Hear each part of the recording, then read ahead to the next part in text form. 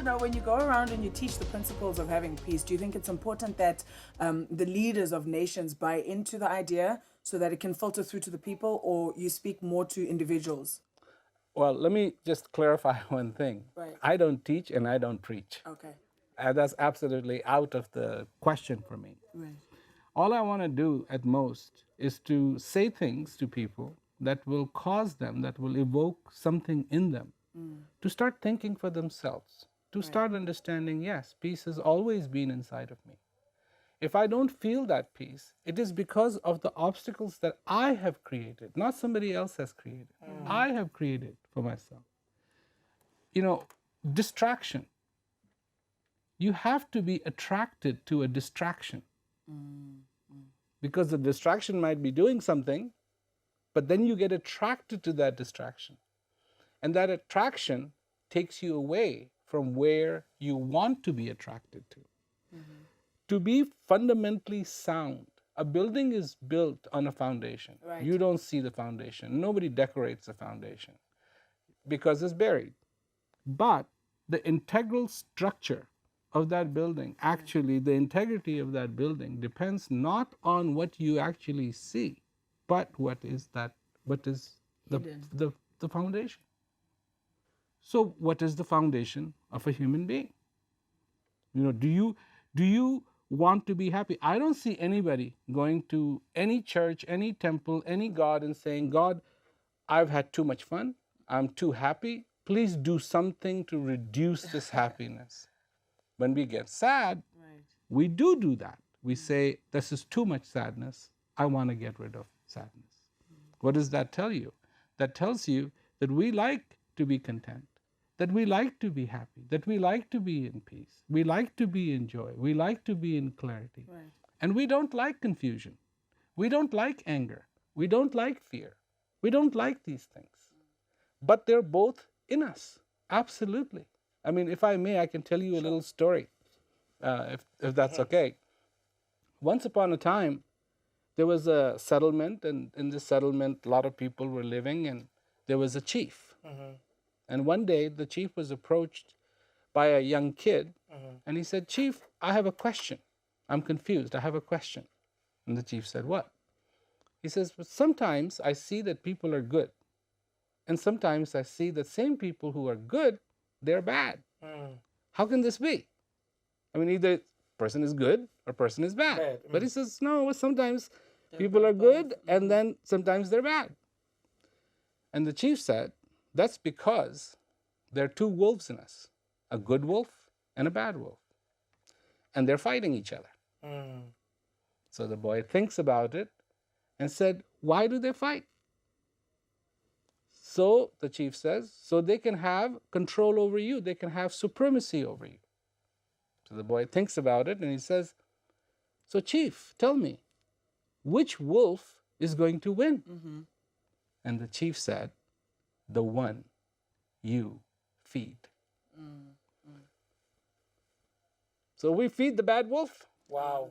The bad wolf will get strong. And a lot of people think we should beat the bad wolf. Beating the bad wolf is not going to help the good wolf. The good wolf has to be fed. Doing things to the bad wolf is not going to help anything. And sometimes we just get caught up and it's like, if we could just remove the darkness from the room, there will be light, right? I know. No, you cannot take a bucket and try to remove the darkness and then hope there'll be light. No, bring in the light and the darkness will automatically go away.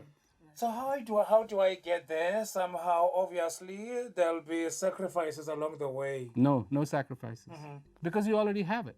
Okay. See, there's a huge difference in trying to create peace in your life and trying to discover peace in your life. Okay.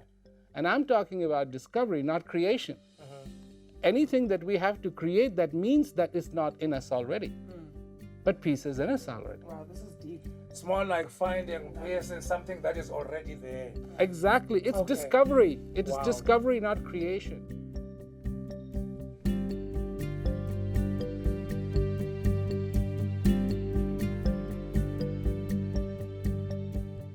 I want to present to you a very simple idea And it's not an idea, it's a fact. And the fact is,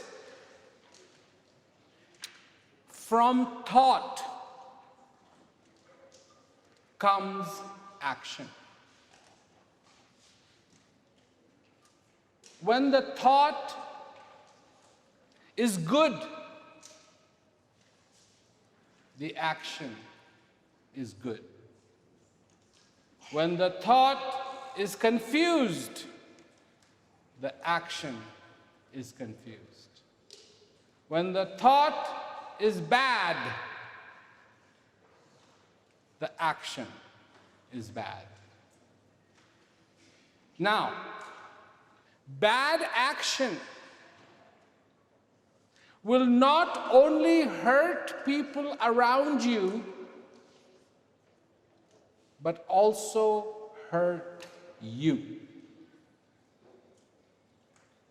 That is why it is so important to have thought that is good, that is clear, that is simple, that is beautiful. So the action that is born from the thought is also beautiful, also simple, also profound. So, what do you need to be happy? One, you need hope. Every day that you wake up in the morning, you should be excited about being alive. Are you? Yes. Really? Yes. Are you sure? Yes. Now, really? Really? You are never disappointed?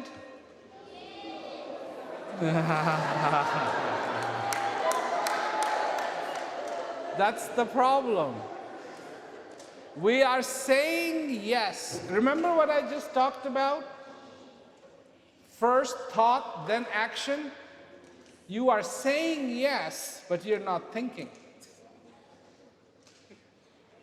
Because most people are buried with responsibility. When you haven't done your homework, do you look forward to going to school? And don't you have to wake up before you go to school? And so that day that you have to go to school and you haven't done your homework, you are looking forward to going to school? So how can you be hopeful? How can you be happy? You're not. It's like, no. When we grow up, we don't have homework, we have responsibilities. And when we remind ourselves of those responsibilities, we too start to lose hope because we are fighting those responsibilities, fighting those responsibilities, fighting those responsibilities, and they never stop. Something new comes up, something new comes up, something different comes up, and it bashes us, and it beats us, and we too don't want to get up. And so there goes our hope. But hope is important.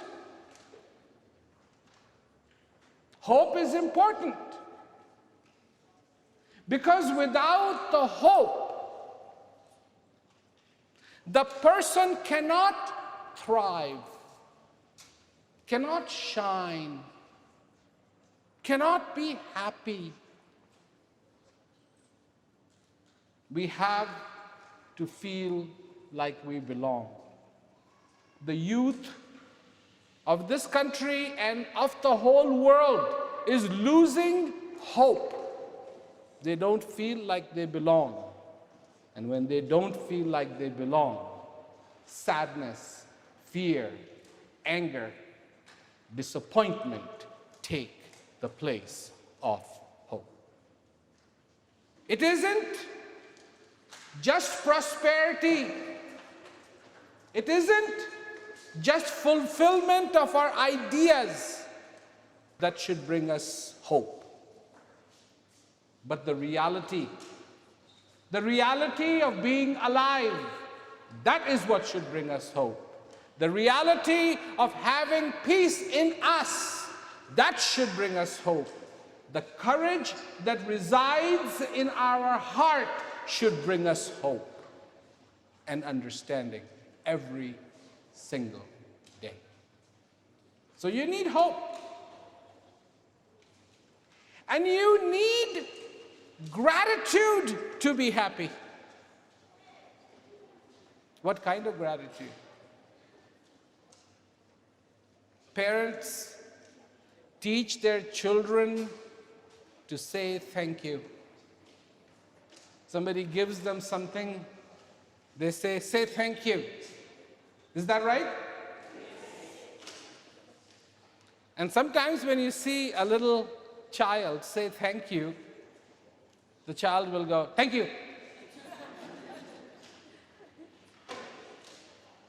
You see, they are being taught manners, not feeling of gratitude.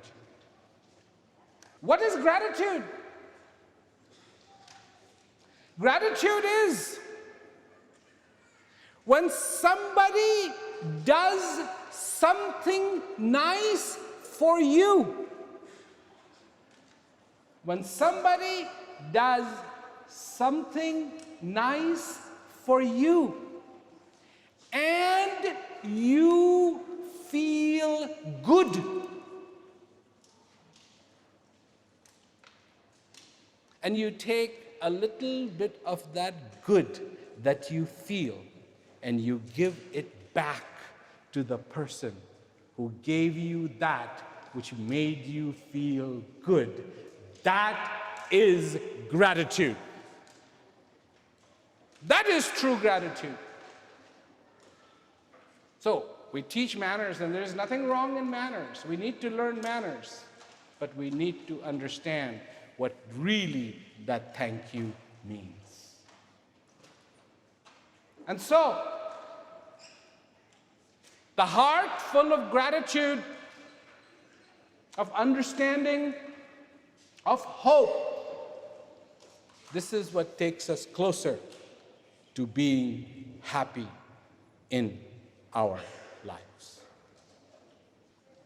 What else do we need to be happy? We need to know ourselves. If we don't know who we are, how will we know what is our need? How will we know what makes us happy? This is what I have come to tell you. You live with your problems every single day.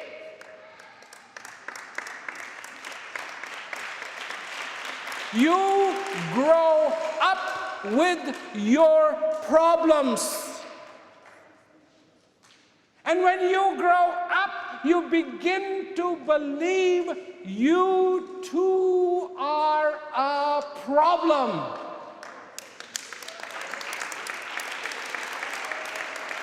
But you are not a problem. You may have problems, but you are not a problem. You are a human being. The gift of all the possible gifts,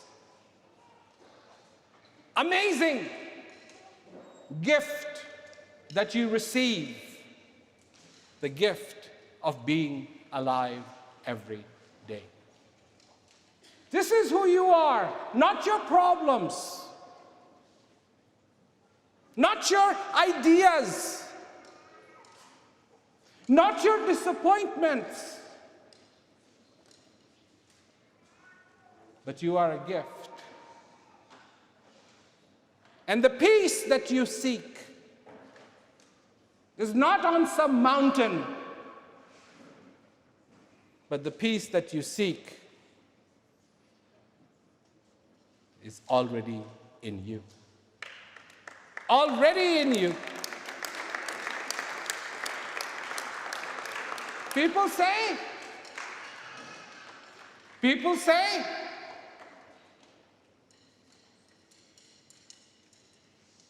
if peace is in me, how come I don't know?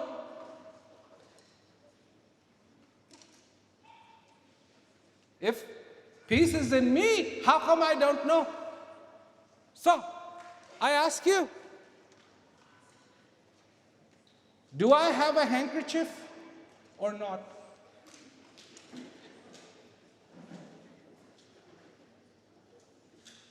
I'm asking you a simple question. I do. Do you see it? So how do you know? Are you guessing? Watch. Watch. You're thinking now, right? Does he have a handkerchief? Doesn't he have a handkerchief? Where is the handkerchief? What color is the handkerchief? Right? Thinking? Thinking, right? And you can think all night long. And you can think all day tomorrow. And you can think and think and think and think and think, and you will never know. You want to know the power of knowing? You want to see the power of knowing? Yes or no? Yes. This is knowing. Now you know. It's white, and it's in this pocket, right here. And yes, I have a handkerchief. And are you still thinking? Finished. That's knowing. So everybody, what is peace? Where is peace? How come I don't know? Because you haven't felt peace. You have to feel peace. Just like this. Not think about peace. The world thinks about peace. That's why they'll never have peace. Because peace is not about thinking. Peace is about seeing, knowing, feeling. That's what peace is. So why don't you know? Because it is hidden. Why is it hidden? Who is hiding it? Your ignorance. Your ideas. Your ideas are hiding it. Remove that and be the human that knows. Feel, understand yourself, and you will feel peace within you. So that